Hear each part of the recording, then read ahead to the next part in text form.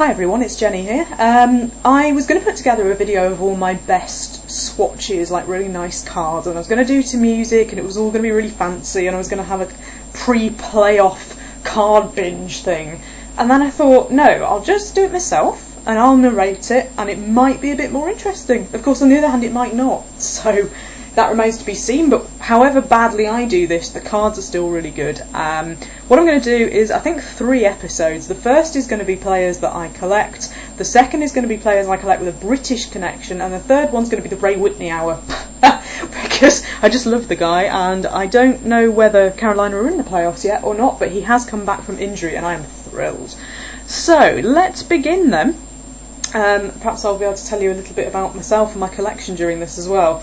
Let's begin with Tim Connolly. Now, the reason I collect Tim Connolly cards is because he shares my birthday, actually to the day. So that's really good. There are very, very few players who share my birthday. I think Colton Orr, and there is another one, but I can't remember his name, Steve somebody or other, but I don't think he plays anymore. Anyway, I started collecting Tim Connolly cards just for that reason. I think I'd probably collected him regardless of what he was like, but I think he's a great player anyway. So we begin then with a Topps Young Stars Fabric of the Future.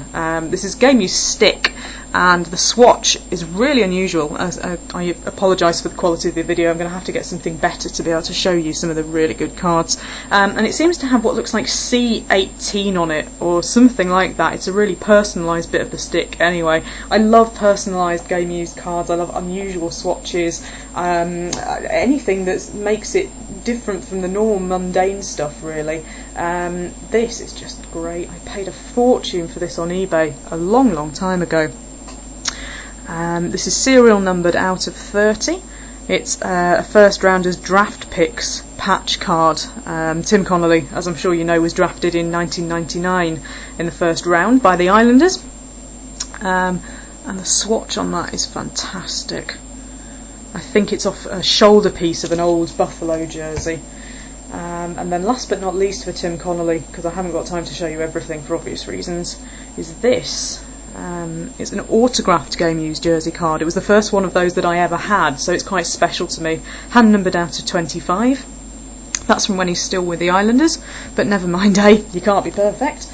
Moving on, this is a bit of an odd player I collect here. Patrick Stefan. He was drafted by Atlanta and seemed to be very, very promising. He was actually drafted first in the year that Tim Connolly was drafted in '99. Tim Connolly was drafted 5th. Stefan was Atlanta's first draft pick, and unfortunately it just didn't work out for him. He didn't do particularly well, never got a chance to do well, because he got really badly injured and he went to Switzerland and lasted 3 games and had to disappear again, which was a real shame. I felt he had real potential, and everybody just remembers him for that goal that Alash Hemsky scored when Stefan didn't manage to score the empty netter, so that's a real pity. Anyway, this is a private stock titanium card. As you can see, it's a patch. I have 2 of these. This is the more interesting one. The patch, I think, is part of a letter or part of a number. I think it actually might be part of the E of Stefan, but I think it's upside down. I think it should be that way up, and I think it's like the middle pin in the sort of the middle prong of the E of Stefan, but I'm not sure about that. This I picked up off eBay not very long ago. I just think this is a wonderful card. It's Dallas, which is where he spent his last part of the NHL career, but the patch is Atlanta. That I think is lovely. It is 4 colours. You can't see the white all that well, even close up. But that's a real standout patch. That's serialed out 50. And then here, this is a slightly unusual one. Atlanta has, or did have, these strange kind of zigzags on the sleeve, and so it produced a slightly unusual jersey card. That's a Calder hockey jersey there. Okay, moving on to Marian Gaborik. I'm going to be supporting Minnesota in the playoffs this year because Florida didn't manage to get in even after a fantastic run. But I love Marian Gaborik, and so this was a great eBay pickup. I apologise, there's a bit of shine off that. Let me just take it out of the holder and see if it gets any better. This is serial numbered out of 25, shared with somebody called Pierre-Marc Bouchard. And I think the Gabrick patch is really good. Minnesota patches tend to come out very well because they're so unusual. I've got one or two quite interesting ones. This is the other Gabrick card I'm going to show you. It's not a game used, but it is a graded card. This is PSA Mint 9, and it's a Topps Gold Label Class 3, serial numbered out of 333. Has a really lovely rainbow effect on it, which you can't see in this light.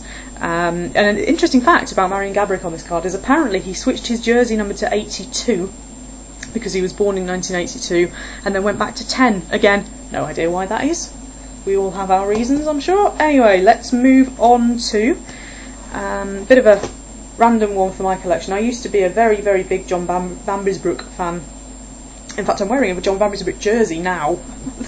There we go, number 34 there. But I stopped collecting his cards a while back, and I have loads of them for trade as well. I'm going to have to put together a John Van Bisbroek trade video of some sort because I've got so many cards. But this one I've decided to keep because I just think it's really unusual. It is the logo at the top of one of his goalie pads. It's very well used. I like that in a game used patch. I like to see stick marks, puck marks, creases, folds. I do have a John Van Bisbroek card, another one of these from the leg pad, which is part of the strap, and it's actually the hole that he used so you can see where the metal pin was going into it, and I like cards like that. But that one I just think it's a very nice card, and regardless of whether I collect him or not, I'm going to keep that one. Then moving on to the Panthers, start with Jay Bouwmeester. I have two of these. One is for trade. I'm going to be doing a trade video so you can see my trade box because I have some really, really nice stuff in it and I need to start getting rid of it now. So I have two of these, but this is the one that I've decided to keep. It is a dual jersey and patch. As you can see, the jersey is two colours and the patch is just a very unusual bit of the Panther. This is serial number 7 out of 50. Jay Bouwmeester has some very nice cards, and I don't think I'm ever going to be able to collect all of them, but I've shown you this one before because I was so pleased when this came in the mail. This is a SPX Big Futures, and as you can see it's a massive swatch and it's 3 colours. Whoever made that card really put some thought into that. That is just lovely. I do have a Greg Campbell one out of the same set, but it's not quite as exciting as that. Then we have out of 25, this is the Horton and Bouwmeester version of the Bouchard and Gabrick card I showed you earlier. Again, it's a bit shiny, so let's just see if I can get this out of here for you. Horton patch isn't hugely exciting, but the Bouwmeester one's nice. The Panther produces all sorts of really unusual combinations. Then we move on to somebody called Stephen Weiss. You will know who he is if you're a Panthers fan. I'm hoping he's going to be our next captain, but I suppose there's probably no guarantee of anything with the way things are going at the moment. This is serial numbered 50 out of 50, and it's an auto patch. Now the patch is actually, patch is actually 4 colours, although you can't really see that. It is off a red jersey, and there's a little tiny bit of red, but you can't really make it out, and you certainly won't be able to see it on the video. One there. And then last but not least I have this. This is Rostislav Olesh. He plays number 85 and he's just great. I hope we sign him again. I think he's an RFA at the moment, but I don't see how we can get rid of him. This guy for me has got masses of potential, and this is his rookie jersey auto card out of the SPX set. Just get a bit closer on that, as you can see. The swatch is not hugely interesting, but I think the card is really good design. What I don't like is the fact they've started putting autographs on stickers. That annoys me. I think it's just a poor quality thing, but that's upper deck for you, isn't it? Okay, well, as I say, episode 2 is going to be players with a British connection, and I've got some really fantastic Owen Nolan cards, so stick around. I'll see you later.